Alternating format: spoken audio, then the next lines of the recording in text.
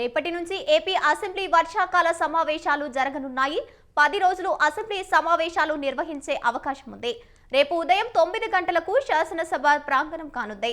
10 గంటలకు శాసన మండలి ప్రారంభమవుతుంది. రేపు ఉభయ సభలు వేర్వేరుగా బీఏసీ సమావేశం నిర్వహించనున్నారు.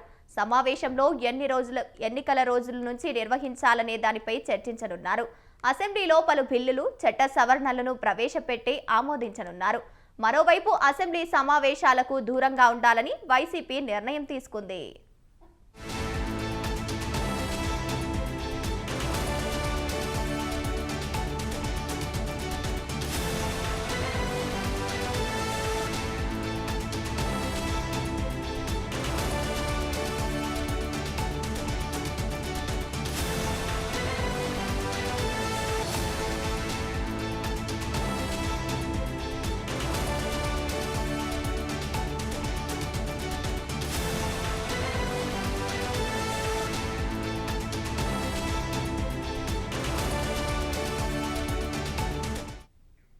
రేపటి నుంచి ఏపీ అసెంబ్లీ వర్షాకాల సమావేశాలు ప్రారంభం కానున్నాయి. 10 రోజులు అసెంబ్లీ సమావేశాలు నిర్వహించే అవకాశం ఉంది. రేపు ఉదయం 9 గంటల నుంచి శాసనసభ ప్రారంభం కానుంది. 10 గంటలకు శాసన మండలి ప్రారంభమవుతుంది. రేపు ఉభయ సభలు వేర్వేరుగా బీఏసీ సమావేశాలు నిర్వహించనున్నారు. సమావేశాలు ఎన్ని రోజులు నిర్వహించాలనే దానిపై చర్చించనున్నారు. అసెంబ్లీలో పలు బిల్లులు, చట్ట సవరణలు ప్రవేశపెట్టి ఆమోదించనున్నారు. మరోవైపు అసెంబ్లీ సమావేశాలకు దూరంగా ఉండాలని వైసీపీ నిర్ణయం తీసుకుంది. రైట్, ఇక ఇదే అంశానికి సంబంధించి పూర్తి సమాచారాన్ని మా కరెస్పాండెంట్ సంతోష్ ఫోన్ ద్వారా అందిస్తారు. సంతోష్, చెప్పండి, ఏపీ అసెంబ్లీ సమావేశాలు ఎన్ని రోజులు కొనసాగే అవకాశం ఉంది? ఏ అంశాలపై చర్చిస్తారు? ఇక ఏపీ అసెంబ్లీ వర్షాకాల సమావేశాలు అనేది కూడా ఇక రేపటి నుంచి ప్రారంభం కానున్నాయి. ఏదైతే ఇటు 9 గంటలకి ఇటు శాసనసభ ప్రారంభమైన అనంతరం కూడా 10 గంటల నుంచి శాసన మండలి సభ అనేది కూడా ప్రారంభం కానున్నట్టు తెలుస్తా ఉంది. తొలి రోజు చూసుకున్నట్లయితే కనుక గవర్నర్ ప్రసంగంతో అయితే కనుక ఈ యొక్క అసెంబ్లీ సమావేశాలు అనేది కూడా ప్రారంభం కానున్నట్టు తెలుస్తా ఉంది.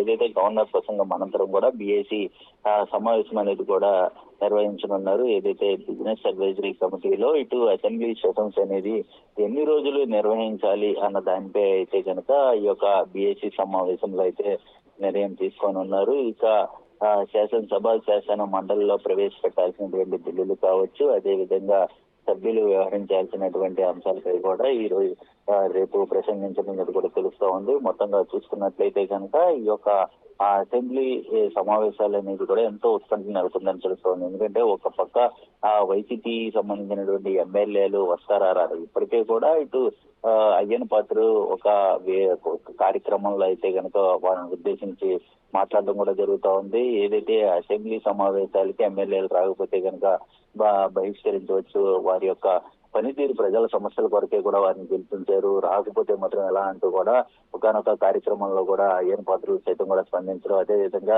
రఘురామ కృష్ణరాజు సైతం కూడా ఈ యొక్క ఎమ్మెల్యేలను, వైసీపీ ఎమ్మెల్యేలను ఉద్దేశించి మాట్లాడడం కూడా జరుగుతూ ఉంది. ఏదేమైనప్పటికీ రేపు వస్తారా లేదంటే సంతకం పెట్టి వెళ్ళిపోతారా అనే దానిపై అయితే కనుక ఉత్కంఠ నెలకొందని కూడా తెలుస్తూ ఉంది. అంతేకాకుండా ఈ యొక్క సమావేశాలు అనేది కూడా ఇటు ప్రతి ఒక్క కూటమి ఎమ్మెల్యే కూడా ఈ సభా వేదికగా అయితే కనుక ప్రజల్లోకి కూటమి ప్రభుత్వం ప్రవేశపెట్టినటువంటి, అదేవిధంగా అమలుపరిచినటువంటి సంక్షేమ పథకాలు, అదేవిధంగా అభివృద్ధికి సంబంధించినటువంటి అంశాలకు సంబంధించి ఈ యొక్క వేదికగా అయితే వినియోగించుకునేందుకు ప్రతి ఒక్కరూ వినియోగించుకోవాలంటూ చంద్రబాబు నాయుడు అయితే దిశానిర్దేశం అనేది చేయనున్నట్టు కూడా తెలుస్తూ ఉంది. మొత్తంగా అయితే కనుక ఇక కూటమి ప్రభుత్వం సంవత్సరం పూర్తి చేసుకున్నటువంటి నేపథ్యంలోనే ఈ యొక్క సూపర్ 6 అది సూపర్ హిట్ అయినటువంటి పరిస్థితుల్లో ఇప్పుడు ఈ యొక్క ఏదైతే అసెంబ్లీ సమావేశాలు అనేది కూడా 10 రోజులు నిర్వహించనున్నట్టు నేపథ్యంలోనే వీటన్నిటినీ కూడా ప్రజల్లోకి తీసుకెళ్లే విధంగా కూడా ఈ యొక్క అసెంబ్లీ సమావేశాలను వినియోగించుకోవాలంటూ కూడా కొంతమేర అయితే కనుక సమాచారం అందుతా ఉంది. ఏదేమైనప్పటికీ ఒక అసెంబ్లీ సమావేశాలు అనేది